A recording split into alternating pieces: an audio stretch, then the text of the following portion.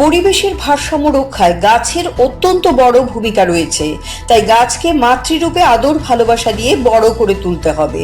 শনিবার রাজধানী আগরতলার বাণী বিদ্যাপীঠ উচ্চ মাধ্যমিক বালিকা বিদ্যালয়ে বৃক্ষরোপণ কর্মসূচিতে যোগ দিয়ে ছাত্রীদের প্রতি এই আহ্বান রাখেন আগরতলা পুর নিগমের মেয়র তথা বিধায়ক দীপক মজুমদার। শিক্ষা সপ্তাহ উদযাপনের অঙ্গ হিসেবে এদিন বাণী বিদ্যাপীঠ উচ্চ মাধ্যমিক বালিকা বিদ্যালয়ে বৃক্ষরোপণ অনুষ্ঠানের আয়োজন করা হয়। জাতীয় শিক্ষানীতি চালুর 4 বছর পূর্তি উপলক্ষে দেশব্যাপী বিভিন্ন শিক্ষা প্রতিষ্ঠানে শিক্ষা সপ্তাহ কর্মসূচি চলছে। রাজ্যে প্রতিটি স্কুলে সোমবার থেকে শুরু হয়েছে শিক্ষা সপ্তাহ উদযাপন।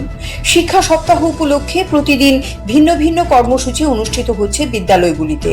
শনিবার শিক্ষা সপ্তাহে 6ষ্ঠ দিনে বিদ্যালয়গুলিতে অনুষ্ঠিত হয় eco clubs for mission life day শীর্ষক অনুষ্ঠান। এই অনুষ্ঠানের অঙ্গ হিসেবে বিভিন্ন বিদ্যালয়ে বৃক্ষরোপণ অনুষ্ঠানের আয়োজন করা হয়।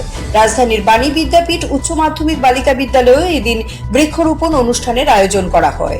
এই অনুষ্ঠানে প্রধান অতিথি হিসেবে উপস্থিত ছিলেন এলাকার বিধায়ক তথা আগরতলা পুর নিগমের মেয়র দীপক মজুমদার। বৃক্ষরোপণ কর্মসূচি উপলক্ষে বিদ্যালয় প্রাঙ্গণে একটি চারা গাছ রোপণ করেন মেয়র। এই অনুষ্ঠান প্রসঙ্গে বলতে গিয়ে মেয়র জানান, জাতীয় শিক্ষানীতির 4র্থ বর্ষপূর্তি উপলক্ষে বিভিন্ন বিদ্যালয়ের মতো বাণী বিদ্যাপীঠ স্কুলেও বৃক্ষরোপণ অনুষ্ঠান চলছে।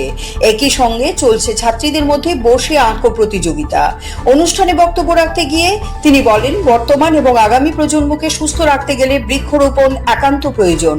শুধুমাত্র গাছ লাগালেই চলবে না, গাছ লাগিয়ে তাকে মাতৃরূপে যত্ন করে বড় করে তুলতে হবে, তবে এই বৃক্ষরোপণ সার্থক হবে এবং গাছ আমাদের উপকারে লাগবে। এদিন eco clubs for mission life day উদযাপন উপলক্ষে বাণী বিদ্যাপীঠ উচ্চ মাধ্যমিক বালিকা বিদ্যালয়ে ছাত্রীদের নিয়ে বসে আঁকো প্রতিযোগিতার আয়োজন করা হয়।